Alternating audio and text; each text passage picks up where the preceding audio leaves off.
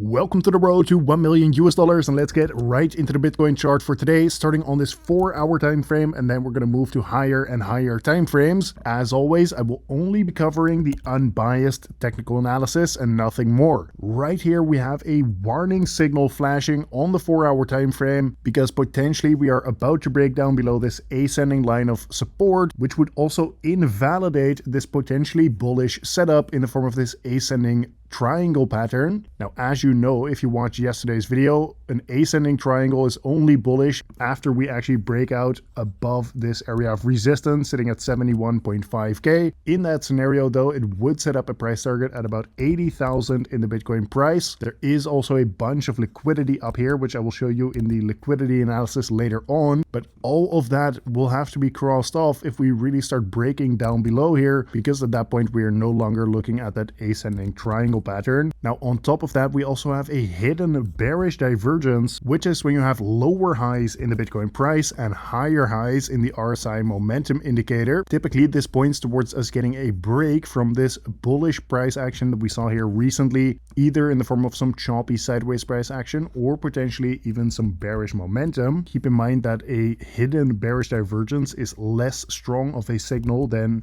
a regular bearish divergence, but so long as we don't see any candle closes above this 71,000 US dollar level, then we just need to keep an open mind about seeing yet another rollover for Bitcoin, especially if once again we get that massive warning signal flashing here in the short term. For now, it is slightly too early to tell, right? So we are still trading at the very edge of this pattern, but really guys, if we start breaking down below here, there's likely going to be big trouble ahead here in the short term even. Moving on to the 1-day time frame, so far we are seeing a rejection from this area of resistance sitting from 67.5 all the way up to 70,000 in the Bitcoin price, and the next big area of support to the downside is sitting from 66 all the way down to 65k. Now, in some kind of crazy scenario where we don't hold that level, then the next area of support to the downside is sitting from 62 all the way down to 60,000. Coming back to the market structure though, for now we are still in that bearish structure, making lower lows and lower highs. So the bears are still in control of this market so long as we don't see any candle closes above 91.3k. Next, in terms of some active price targets, we do have this massive bearish flag pattern, which has already broken out to the downside at about 87,000, which confirmed this price target at 52k, and we have an active target at 45k in the Bitcoin price even. So the base case on the channel remains the same so long as we don't see any closes above that 87k level, guys. My base case expectation is that we are eventually just heading towards these price targets. And lastly, in terms of the Bitcoin liquidity analysis on the 1-month time frame, there is a bunch of liquidity to the upside,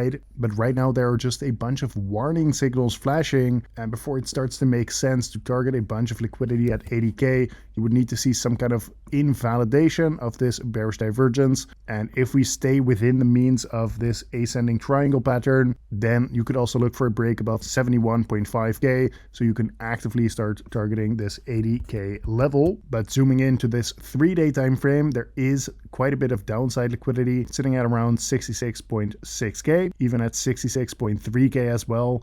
And there is some upside liquidity around this 68,000 US dollar level. So for today, I do want to apologize. Not much has actually changed in the markets here, but I am expecting that tomorrow we're going to get a big update on, at the very least, the lower time frames. Also possibly an update on these Bollinger Bands on the 12-hour time frame. We're going to get an update on the Bitcoin ETF flow tables and the liquidity analysis as well, of course. So a bunch of new stuff coming tomorrow, but for today, it was just a bit of a slower day than usual. Either way, this has been today's market update. Thank you very much for watching once again, and I will see you tomorrow in the next one.